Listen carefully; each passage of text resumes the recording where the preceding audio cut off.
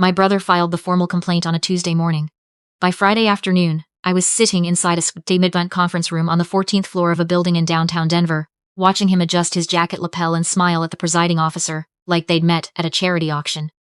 He was not anxious. People like my brother are never anxious when they believe the outcome is already decided. He sat with his shoulders squared and his hands visible, projecting the easy confidence of a man who has run this particular calculation and is certain of the result. Director Vance of the Colorado State Board of Accountancy lifted the case binder from the table. He was the kind of man who reads everything before reacting. Methodical, unhurried, the product of 23 years in regulatory administration. He turned the first page. The second. He went back. He read the same page a second time with a stillness that felt different from his usual thoroughness. He set the binder down with unusual care. He placed both palms flat on the table. He looked at no one in particular. He said he needed a moment and excused himself from the room. The heavy door clicked shut. My brother's lead attorney leaned close and said something. My brother made a small, satisfied sound. I did not move. I kept my hands flat on the laminate surface in front of me and breathed slowly through my nose. Because I already knew what was in that binder. I had known for 4 days. And I already knew that one of those documents carried a signature from a state licensing official who had retired 16 months before the date printed on the form. I just had to wait for the room to understand what I already knew. The complaint had arrived the previous Thursday by certified mail. My assistant brought it to me during a client call, slid it through the cracked conference room door on a yellow sticky note that said urgent, certified, open now. I held up one finger at my client and opened it right there. Colorado State Board of Accountancy, formal complaint and request for emergency license suspension. The complaint alleged that my CPA certification had been fraudulently obtained, that my forensic accounting practice, 6 years of my life, 4 employees, 30 active client engagements, had been operating on forged credentials, that my clients were at immediate financial risk, and the board was obligated to act. I read the signature lines at the bottom. My brother Ashton, his name first, in the bold strokes of a man who signs things often and without hesitation. Below his Leonard and Helen, my parents, both sworn under penalty of perjury. I excused myself from the call. I walked to my car in the parking garage, and sat behind the wheel in the dark with the letter in my lap. I had 2 immediate instincts. The first was grief. The second was to suppress the grief immediately and start thinking, because Ashton was not reckless and he was not sentimental. He did not file a complaint with a state regulatory board out of spite alone. He was lazy in the specific way that ambitious people are lazy. He outsourced effort and magnified return. He needed something from me, and whatever he needed was worth the risk of perjury charges if it were ever examined closely. I drove to my parents' house. I needed to see their faces when I put the letter in front of them. The house in Cherry Hills was immaculate, as it always was, the landscaping managed by a service, the driveway freshly sealed, the sort of home designed to signal that nothing difficult had ever happened inside it. My mother was on the back porch when I pulled up. She waved when she saw my car. A real wave, warm and easy, like my arrival was a pleasant surprise. I found my father in the kitchen, reading the paper. With his second cup of coffee, I set the letter on the counter between us without saying anything.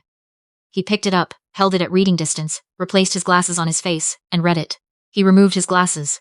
He folded the letter precisely along its original crease lines and set it back on the counter. He told me this was for the best.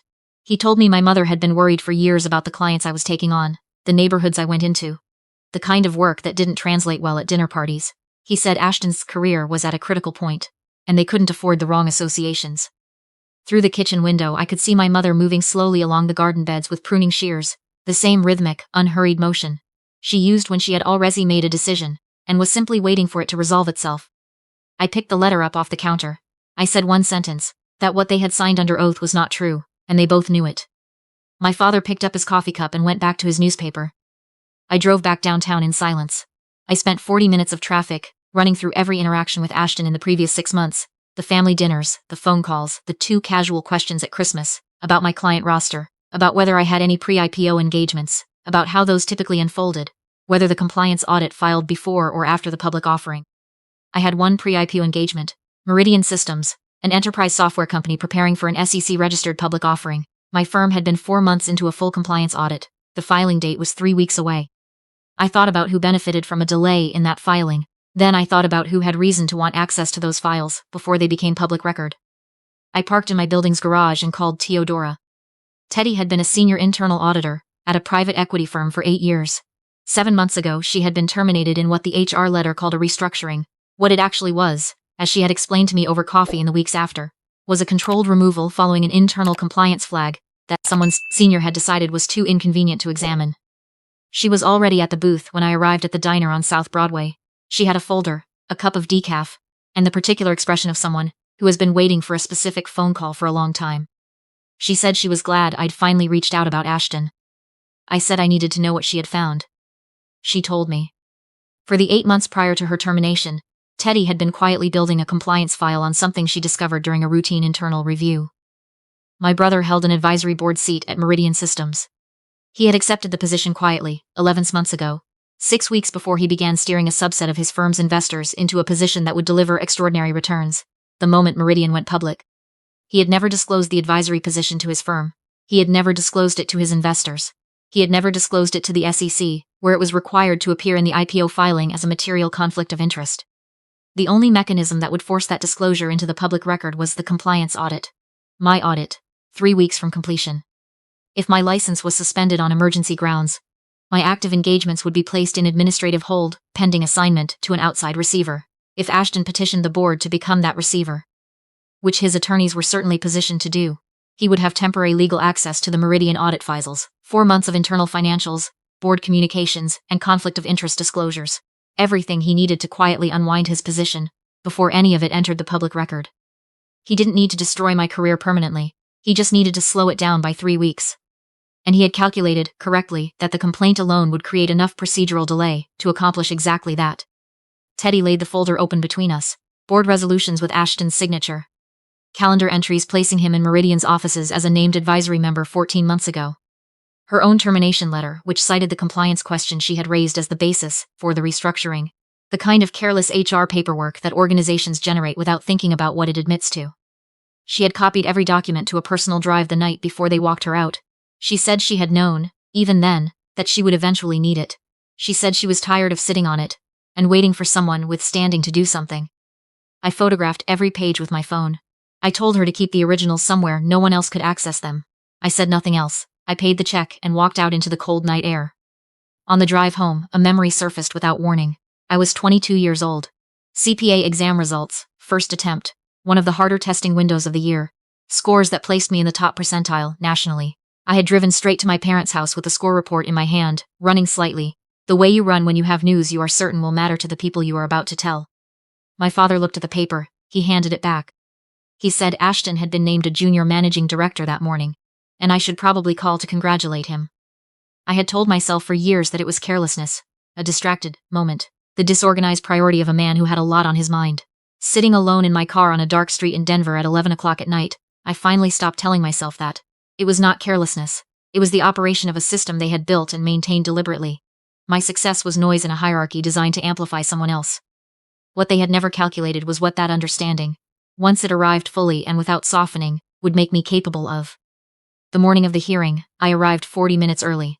My attorney, Ms. Carrington, was already at the defense table, photographs arranged in precise sequence, the Meridian board resolution positioned as the centerpiece exhibit.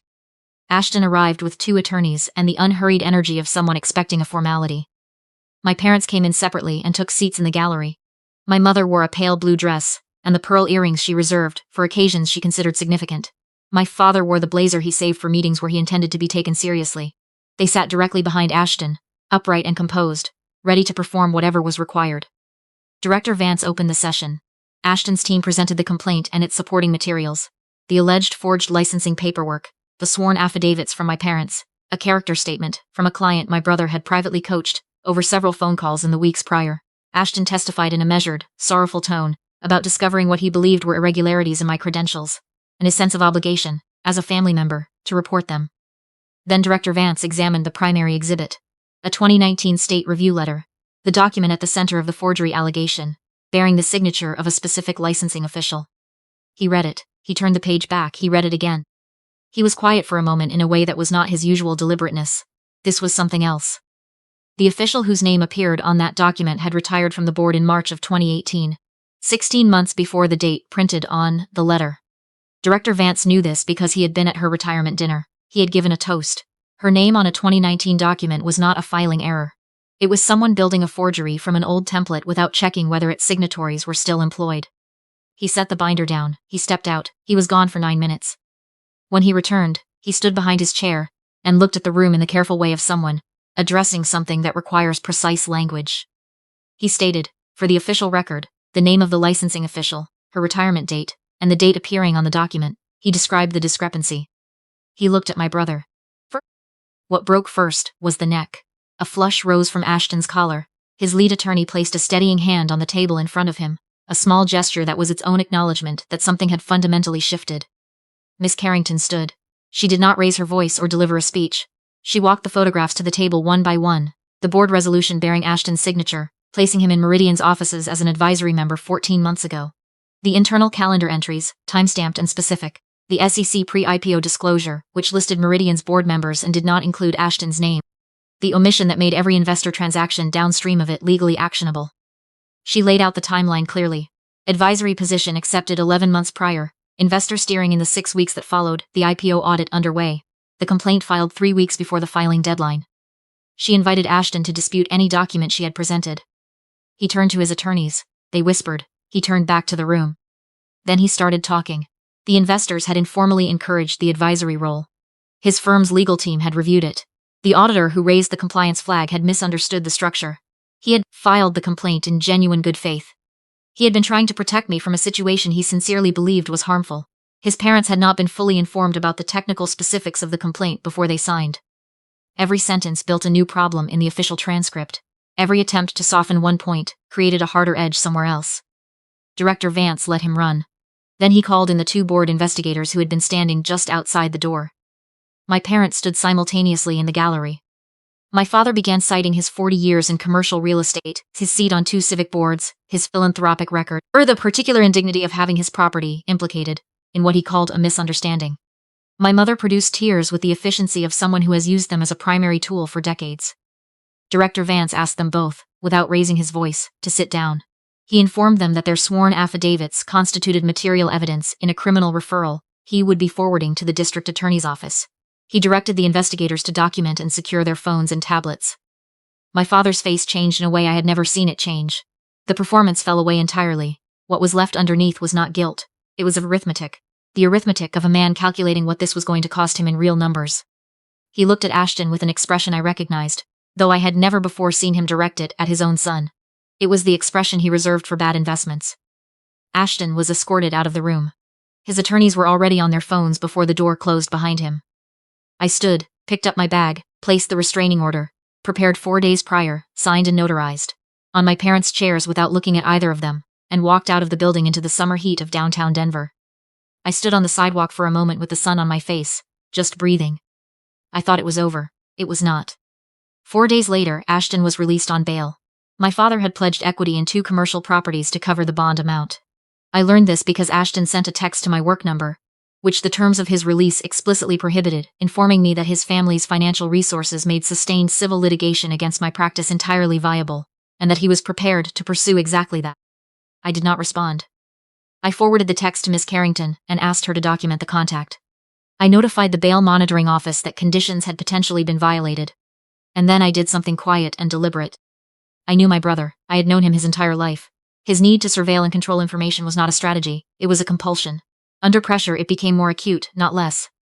I sent my father an email from my personal account, an account whose password he had never changed despite years of my asking him to, an account my brother therefore had easy access to from my father's own devices, with a subject line that read, Confidential, Meridian Engagement Settlement Proposal. Inside was a link that appeared to lead to a secure document portal. It was not a document portal. It was a logging page that captured the device fingerprint, hardware identifier, and physical network location of any machine that accessed it. Ashton clicked the link at 11:06 in the evening. The access log showed a device on my parents' home network, with a hardware signature matching the laptop Ashton had been using since his release. His bail conditions prohibited any contact with me, with my clients, or with any matter connected to the Meridian engagement. He had just violated all 3 simultaneously from his parents' living room. Ms. Carrington filed the access log with the DA's office the following morning at 8 o'clock. The bail revocation came through by noon. A new warrant was issued, adding attempted obstruction to the existing charges. Deputies executed it at my parents' house that afternoon. My father was in the foyer when they came through the door. He stood and watched them place handcuffs on his son. He stood and watched the investigators explain that the 2 pledged commercial properties were now subject to immediate civil asset review, pending the new charges. He stood and watched the equity he had spent 30 years building enter a criminal case file as a line item. And then, in front of the deputies, With Ashton standing 3 feet away, my father said that he was done, that he was not spending another dollar, that Ashton's arrogance and sloppiness were his own problem to absorb and no longer anything my father intended to be involved in. Ashton said his name. Just his first name, the way a person says it when they have run out of every other option. My father turned and walked out of the room. They took Ashton out the front door without bail. This time it was not offered. That evening I sat at my kitchen table and deleted my parents' contact information from my phone. My father first, then my mother. I did not feel the way I had always assumed I would feel doing something like that. I felt quiet. The specific quiet that isn't emptiness. It's what settles in when a persistent noise finally stops and your nervous system takes a moment to relearn what silence sounds like. People ask me how I did it. How I sat in that conference room and watched 2 people who had raised me testify against me under sworn oath and didn't come apart at the seams. They want to know if I cried. They want to know if I'm still angry. I'm not angry. And I've thought a lot about why that's true. I think it comes down to this. I had already been grieving that family for a long time before the hearing ever happened. What took place in that conference room didn't end a relationship. It formalized an ending that had been in slow motion for 20 years. All it did was give me the documentation to finally act on what I already understood. What I want to say to you, because I know that some of you listening to this are living inside your own version of this right now, and you don't yet have language for what it is, comes down to 3 things I had to learn the hard way. The first is that proximity is not the same as loyalty. The people in that hearing room had known me my entire life. They had been at every birthday dinner, every graduation, every significant moment I had ever had. None of that stopped them from signing their names to a lie under penalty of perjury. Knowing someone for a long time and being trustworthy are completely different qualities. And the mistake I made for years was treating them as if they were interchangeable. You are allowed to look at the people who have had access to your entire life and honestly ask whether they have ever actually been on your side. You are allowed to act on what you find. History is not a debt you owe. It is information you have earned the right to use. The second is that the golden child is not loved. I spent 20 years believing my brother was preferred because he was genuinely exceptional, more capable, more deserving, a better return on the family's investment of attention. Watching my father walk out of his own foyer rather than spend another dollar on legal defense dismantled that story in about 4 seconds. Ashton wasn't the favorite, he was the portfolio. He was my family's long-term investment in a public image they had designed carefully and managed strategically.